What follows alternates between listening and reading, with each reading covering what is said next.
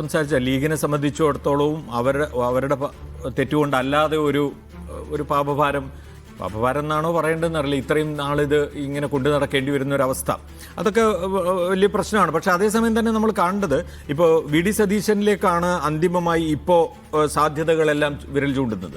ആ നിലയിൽ നോക്കുകയാണെങ്കിൽ മുസ്ലിം ലീഗും അതുപോലെ തന്നെ കേരളത്തിൽ ബഹുഭൂരിപക്ഷം ആളുകളും, അതുപോലെ തന്നെ ഇപ്പോൾ കോൺഗ്രസിലെ തന്നെ സീനിയർ നേതാവായ AK ആന്റണി, അതുപോലെ തന്നെ VM സുധീരൻ, K മുരളീധരൻ തുടങ്ങിയവരുമൊക്കെ സജസ്റ്റ് ചെയ്ത് അല്ലെങ്കിൽ അവർ പറഞ്ഞ പേരിലേക്ക് എത്തുന്നു എന്നാണ്.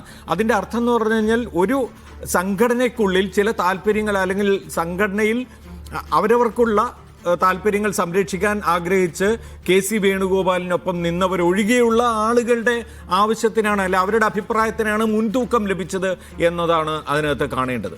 അത് ലീഗിനായാലും അത് വലിയ ആ നിലയ്ക്ക് വലിയൊരു നേട്ടമാണ് എന്ന് പറയാം. അല്ലെങ്കിൽ ലീഗിൻ്റെ പ്രസക്തിയും ലീഗിൻ്റെ മറിച്ചാണെങ്കിൽ ലീഗിനെ സംബന്ധിച്ചിടത്തോളം ഇന്ന് കുഞ്ഞാലിക്കുട്ടി വാർത്താസമ്മേളനത്തിൽ പറഞ്ഞത് എന്താണ്?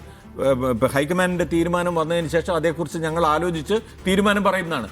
അങ്ങനെ പറയേണ്ടി വരുന്ന ഒരു അവസ്ഥയിലേക്ക് അവരെത്തുകയാണ്. അവർക്ക് സാധാരണതയിൽ കോൺഗ്രസ് എടുക്കുന്ന ഏത് തീരുമാനവും ഞങ്ങൾ അംഗീകരിക്കും, ഹൈക്കമാൻഡിൻ്റെ തീരുമാനം വന്നാൽ ഞങ്ങൾ അതനുസരിച്ച് മുന്നോട്ട് പോകും എന്നൊക്കെയല്ലേ സാധാരണ അവർ പറയുന്നത് കേട്ടിട്ടുള്ളൂ. ഇങ്ങനെ പറയുന്നതിൻ്റെ കാര്യം എന്താണ്? അപ്പോൾ അവരെ സംബന്ധിച്ചിടത്തോളം വലിയ ഡ്രാസ്റ്റിക് ആയിട്ടുള്ള സ്റ്റെപ്പിലേക്കൊന്നും പോവില്ലായിരിക്കും, പക്ഷേ എന്നാൽ തന്നെയും ചില കാര്യങ്ങളിൽ അവർക്ക് തീരുമാനങ്ങൾ എടുക്കേണ്ടി വരും എന്നൊരു സൂചനയിലേക്ക് പോവുകയാണ്.